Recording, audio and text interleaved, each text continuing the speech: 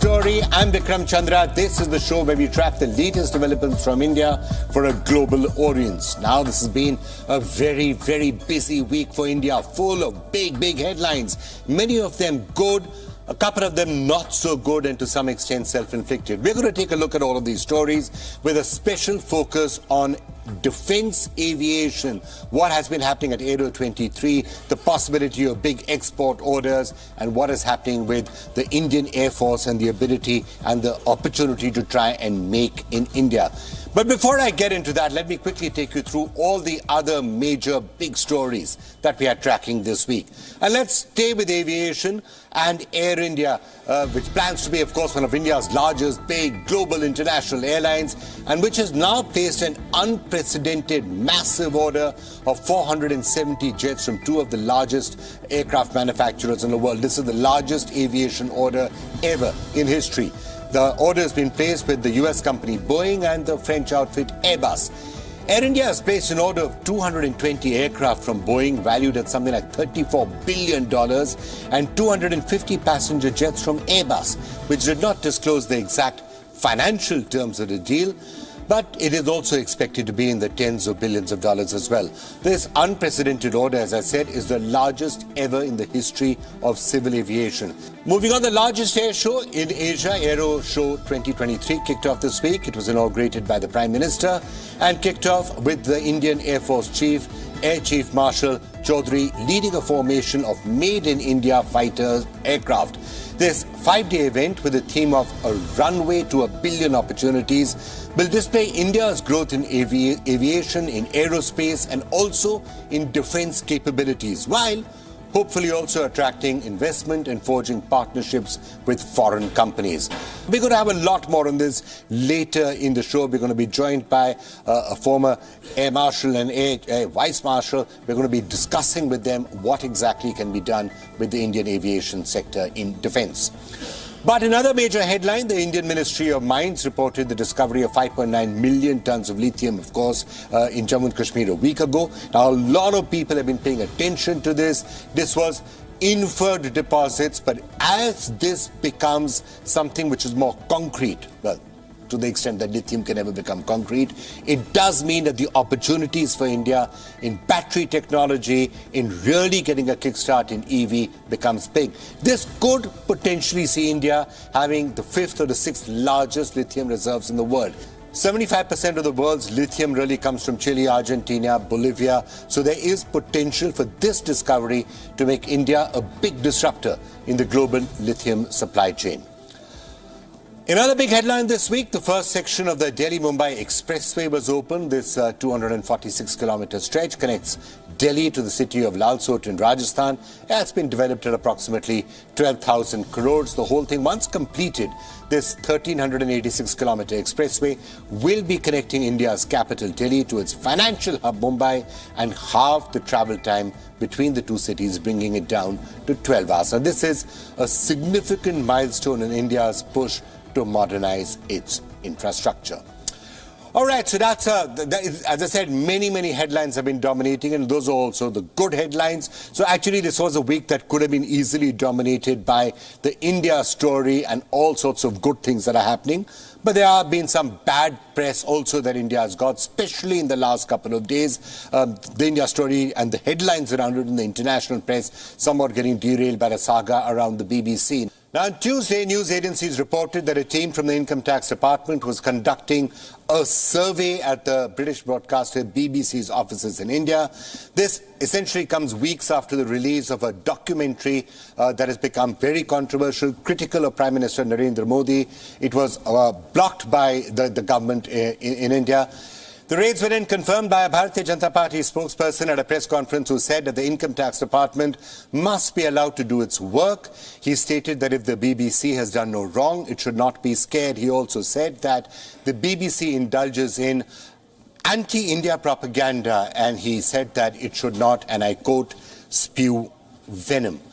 Now, Before I come to what the income tax officials and others have been indicating and other spokespersons have been saying, this immediately sparked off a major furor, and it did become international headlines everywhere. You had a number of journalistic organizations coming forward. For example, the Press Club of India, which said it is deeply concerned by the ruling government's actions. The Press Club of India said that the surveys were part of a series of attacks on the media by government agencies, and the Press Club went on to say, "We are deeply concerned and distressed that such an action on an international broadcasting network will damage the reputation and image of India as the largest democracy in the world." The Press Club said, "We appeal to the government to restrain its agencies from misusing their powers in order to intimidate the media and to put curbs on the freedom of the press." Similar sort of statements were made by the Editors Guild and by other bodies, who said that this is a trend that undermines constitutional democracy. The Guild demands that great care and sensitivity be shown in all such investigations so as not to undermine the rights of journalists and media organizations. It also said that the investigation should not degenerate into, quote, instruments of harassment to intimidate independent media. Now, officials have come and said that, hey, none of this is happening. The BBC is essentially accused of tax evasion, and that the survey is being carried out to investigate issues related to international taxation and to transfer pricing of BBC subsidiary companies. Officials also indicated, a lot of this was off the record, that the BBC had been served notices in the past, but was, and I quote, defiant and non-compliant and had significantly diverted its profits. A lot of this also came from spokespeople of the government. They came and they said all of this on television. In other words, all of this was essentially accusing the BBC of what these sources or these spokespeople were calling financial crimes of some sort or the other. The opposition immediately got into all of this, condemning the surveys, calling it an intimidation tactic. And on the accusations of financial fraud or financial irregularities, this is what Judy Ginsburg, the president for the Committee to Protect Journalists, said. She said, "We are seeing increasing use of accusations of financial wrongdoing as a way to target journalists globally." She had a threat of how this is happening in many countries around the world, but she went on to say, "The use of financial misconduct charges allows countries to argue that they are not targeting news outlets and journalists for their reporting, but it is no coincidence that this growing form of intimidation almost exclusively targets news providers exposing wrongdoing." Okay, so this is likely to become a storm which could rage for a while. On one side, you're getting very clear statements coming from the government of India, from the income tax authorities. They're not yet said what has been found in these surveys, so presumably an official statement will come after that. But certainly spokespeople of the BJP and its supporters have been very clear as to where they think the BBC has gone wrong, and saying you need to fight this out in the courts of law and whatever else needs to be done. The spokesperson at the American Secretary of State's Department was actually asked this very specific question. This essentially is what he said. Sean, we're aware of the search of the BBC offices in Delhi by Indian tax authorities. I would need to refer you to Indian authorities for the details of this search. We continue to highlight the importance of freedom of expression and freedom of religion or belief as human rights that contribute to strengthening democracies around the world. It has strengthened this democracy here in this country. It has strengthened India's democracy. These universal rights are the bedrock of democracies around the world. But let's return now and spend some time looking at the topic of India's defense, because if Air India was buying aircraft at the Aero show, at Aero 2023, there was a lot of talk also about the possibility of India making aircraft and selling them in other parts of the world. A lot of focus on defense, and in particular India's defense manufacturing capabilities. Air India could be importing billions and billions of dollars in Airbus and Boeing jets. But the big question that came up at the Aero show was, can companies like HAL sell billions of dollars of aircraft, sell Tejas, sell the LCH, sell Dhruvas, sell other planes? Can countries like Argentina become the first to buy a made-in-India fighter or a made in India helicopter. And we're going to take a look at that in some detail. But we should remember that at the Aero Show, the light combat aircraft Tejas was a key attraction, a video of which landing on INS Vikrant had made headlines just a couple of weeks back. You'll recall from the show when that plane landed on India's first indigenous aircraft carrier. Those images did go all around the world. But it's not just the Tejas. A lot of attention at the Aero Show was also on HAL's helicopters, which are now being widely considered among the best in class. Their capability, especially at high altitudes, is not something that can be matched by any other helicopter really anywhere in the world. Now India has the fourth largest air force in the world, but the fleet, which a lot of it is actually Russian or Soviet era, in the need of modernization, needs to expand, and India is scouting for more planes, billions of dollars worth of fighter jets. It could take India to build out the Tejases and the twin-engine deck fighters and others. India needs more planes. So all of these companies are here to say, we potentially have a solution for you. The Boeing is saying, use the F-18. Why don't you use the F-18 on your flagship Vikrants or Vikramaadityas to ward off China's influence in the Indian Ocean? Rafael is saying, you've already got our jets. Why don't you buy more of our jets and use them? Have that 114 jet order, buy some Rafaels from us, and hey, you can put them on that aircraft carrier as well. Well, to understand everything that's happening, not just at Aero India, but the broader strategy, what is it that the Indian Air Force is going to be doing now? The need to go up to 42 squadrons, the need to have a proper air doctrine, which is something which is being worked upon. Also, the extent to which India can really become Atman. But it's a great pleasure to welcome onto the India story Air Marshal retired Diptendu Chaudhary, also joining us, Air Vice Marshal retired Manmohan Bahadur. Thank you both so much for joining us. Air Marshal Chaudhary, if I could just start with you. First of all, we are starting to see a lot of focus now coming back to the Navy and to the Air Force. How do you build these two up? And how do you have your own production? How do you become Atmanirbhar? How do you become self-reliant? Whether it's the Tejas or the helicopters, the LCH and others that are now being considered. How do you see this overall direction and the strategy? Thank you, Vikram, at the outset to have me on your show. And the opening question is actually very, historically, there's a lot of background to it that India has ever since independence. I mean, there has been a goal and an ambition to become self-reliant, and that has been underpinning in our larger national outlook. But given our historical past, post-independence, the trauma we went through, it takes time to build up indigenous capacity.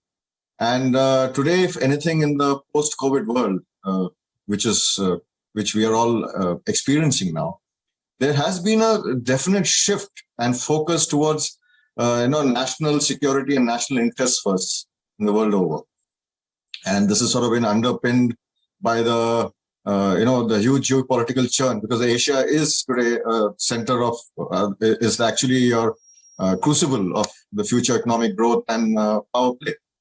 And given India's growth trajectory, I think it's never been more important to underscore the need for self-reliance and not have critical dependencies on other nations. And that's, I think, really a long-term future strategy, which will need to be sort of encouraged along the way. So the Atmanirbharta is very important, I think. All right, now, Air Vice Marshal Bahadur, India's perhaps always wanted to be self-reliant in some of these areas. India may have always wanted to make its own planes, but I think the capability wasn't always there. And that was the reason why India had no option or no choice but to, go and get those Sukhois or the MiG-29 for the carriers, things like that, because whatever was being produced here was essentially just not good enough. Now, with the Tejas, with the new helicopters, has India reached the position where the Air Force can actually look at these planes and say, hey, these are good enough, they're very good aircraft, we are happy with them, we can live with them, and we would like to continue to develop these? Thank you, Vikram, for getting me on the program.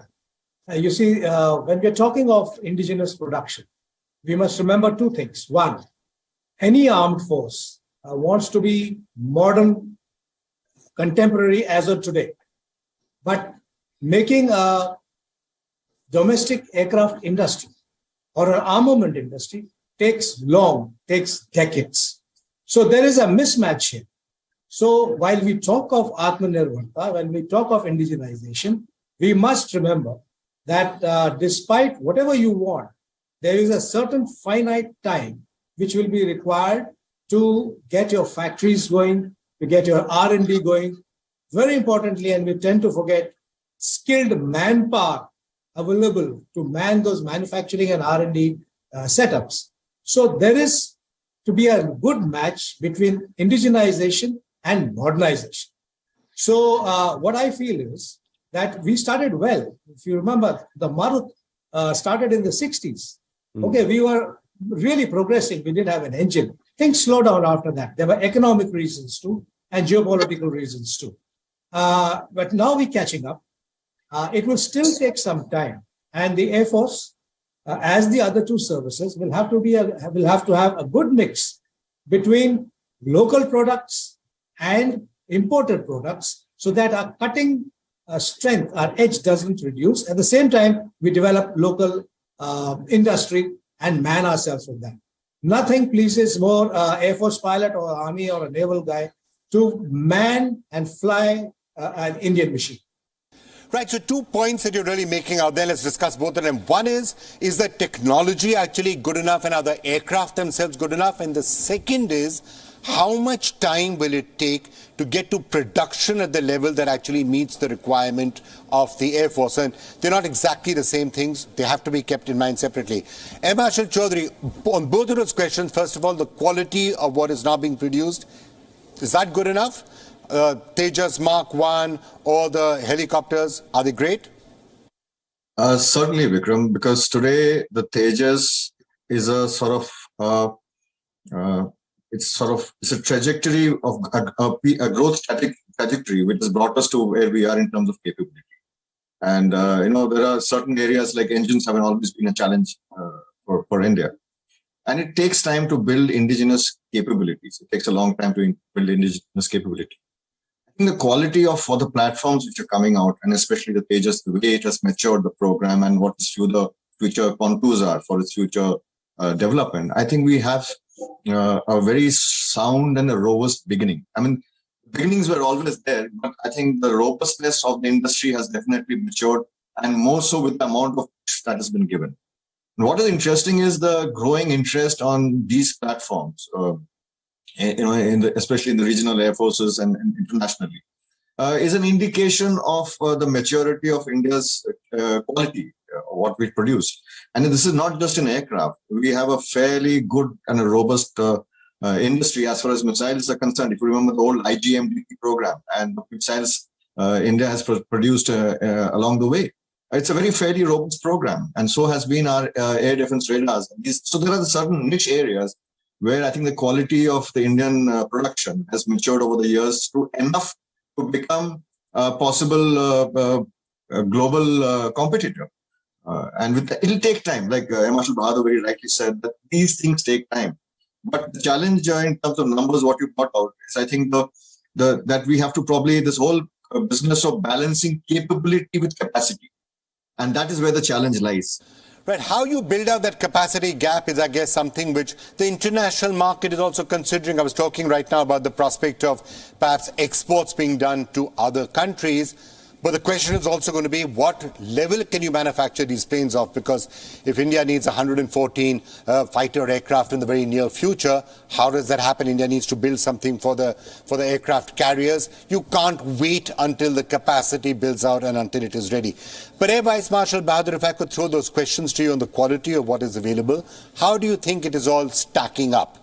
And also the quality of what is on the horizon. For example, will the AMCA be okay? When will it be ready? The twin-engine, deck-based fighter, when do you think that will actually be ready to be considered a serious alternative to imports? Let's split this into two things. Let me talk helicopters first. I personally feel that the rotary wing R&D and manufacturing of HAL has reached a stage where we can stand on our feet and say, listen, we want to export. Okay, so you're saying in that area, we are already at a level where it's the best in the world. Is that what you're saying? Yeah. You see, when you're talking of the ALH, the Dhruv, Where do you get an aircraft which can land at 19,000 feet with 150 kgs of load? When you got Prachand, the LCH, landing at 15,000 feet with armament and able to deliver armament at those altitudes. So nowhere in the world such a capability exists in an airborne machine. So the point at issue is, while this is true, there's much more than that. There's much more than demonstration, which is getting your manufacturing lines up, getting your documentation up, getting your training, the jigs, etc., to meet an international order. We didn't go well the ALH way, if you recall it, the Ecuador saga which was there. Hopefully we have learned from that. So I personally feel if there is a need for privatization, the first element that must be privatized so that it makes profit and puts us on the map is the helicopter division of HAL. We got the LCH, we got the ALH Dhruv, we have the advanced light, the LUH coming up, IMRH, the Indian multi-role helicopter, still on the drawing boards, but to come up. That is one aspect that can come. So has the quality improved? Yes, I think we used to live quite precariously when the ALH Dhruv entered service. Things have improved drastically now. There are no two ways about it. LCH has just entered service, so we won't have any idea yet on its serviceability. The Tejas, as I read in the press, has been good now. Xavier Bahadur, your sense, what do you think is going to happen in the medium or the short term? Right now, for example, India probably needs 114 aircraft, may end up being another government-to-government contract. People are saying perhaps it makes more sense to get more Rafael so that, it's easier to have maintaining just one or two different types of aircraft. You don't have too many aircrafts. Is that the direction you see us moving in, or do you think a completely different aircraft should be considered? There is no doubt about it that quantity has its own quality. You have to have a minimum amount of mass. That has to happen. And hence, aircraft have to be phased out, as the time goes on. So we have to find the numbers from somewhere. So number one, the Air Force, the Indian Air Force, is heavily dependent on HAL. The previous chief and the present chief have put all our eggs in HAL's basket, saying we require this 123 Tejas on time, and thereafter we require another 5 squadrons, or was it 6, or is it 6 squadrons of Tejas Mark II. So these are numbers that are part of the building up capability and preventing the decline in numbers. HAL cannot afford to work the way its culture was earlier. It has to produce this aircraft in time and on quality. All right, that's a really fascinating perspective to end this on. I think you've given us a really interesting account of what the various pieces at play are as India continues to build its air strength. And we'll try and do exactly the same with Army strength and Navy strength in the weeks and months going forward. Thank you both so much for joining us. And that's the India story this week. I'm Vikram Chandra. I'll be back again next week, keeping track of all the major headlines out of India and also interpreting them for a global audience. Thanks for watching.